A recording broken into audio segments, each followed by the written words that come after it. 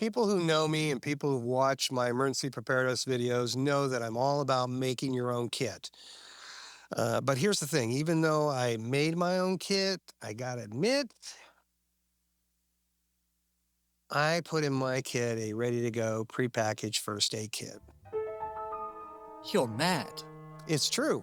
It's in a really good one too. It's a 312-piece first aid kit that I got from Costco Business. It was under $20. We have one of these stores nearby. And it had pretty much everything I wanted in a kit. But me being me, I couldn't just sit pat with that and say, okay, this is good enough for my emergency kit. So I compromised. Let me explain. This video is all about the 6 things you need to know about prepackaged first aid kits before you buy them. So let's just jump right into it. Number 1, not all kits are created equally. There's a big difference between this first aid kit and this first aid kit.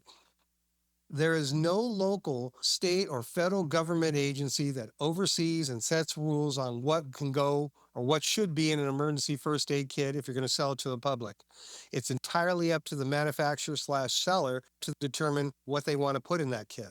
Number 2, on any first aid kit you buy, you are going to find a number that's going to tell you the total number of pieces that are inside that kit.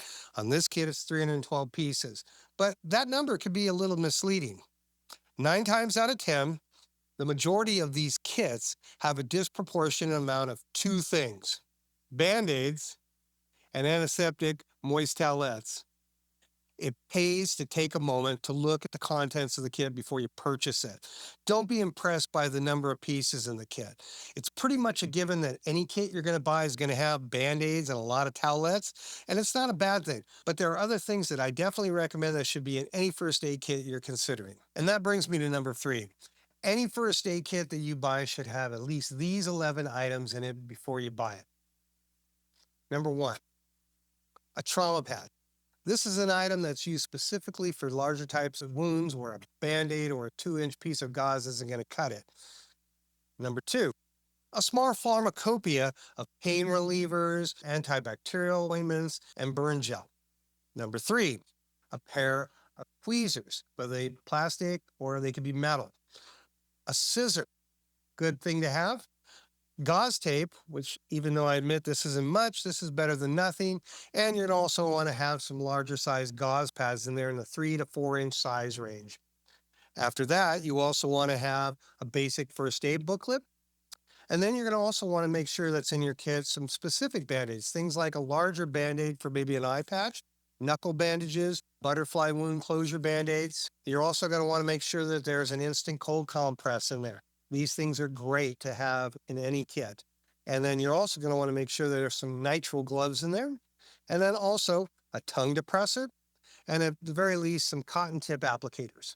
Number 4, first aid kits that you buy in the store generally don't have an expiration date.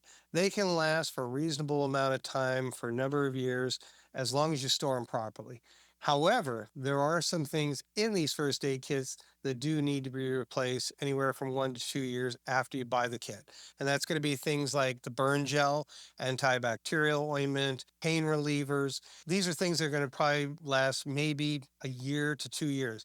With pain relievers, you're definitely going to replace those about a year after you bought the kit. Number 5, unlike prepackaged, ready-to-go emergency kits, ready-to-go prepackaged first aid kits aren't generally rated to serve X amount of people for X amount of days. The manufacturer/seller just puts in there what they deem sufficient, and they leave it at that. It's a one-size-fits-all approach. Number 6, it does not hurt to add to your first aid kit. As I mentioned earlier, I compromised. There were some things in this first aid kit that I bought that I really liked, but there were things in there that weren't included or there weren't enough of. So I added a few things, and here's a few things that I recommend to add to your first aid kit. So first thing I put in there are some ACE bandages. You won't really find these in most of the prepackaged first aid kits, but this is something I definitely recommend. I put 2 different types. I also put in some hand warmers. I also put in some emergency blankets. Then I put in my own little small pharmacopoeia. I put in some Alka-Seltzer. I took an empty pill bottle and put the month and the year on it, and I filled it with our pain relievers, things that we use, and a product that I really like for muscle cramps and muscle spasms. It's called BioFreeze. Now, in addition to that, I also put in additional hand sanitizing wipes. two extra pairs of nitrile gloves, and I put two more trauma pads in there because you can't have enough of these. And because the tape in my first aid kit wasn't sufficient enough, I got an extra roll of adhesive tape, and I also put in an extra roll of sports wrap tape.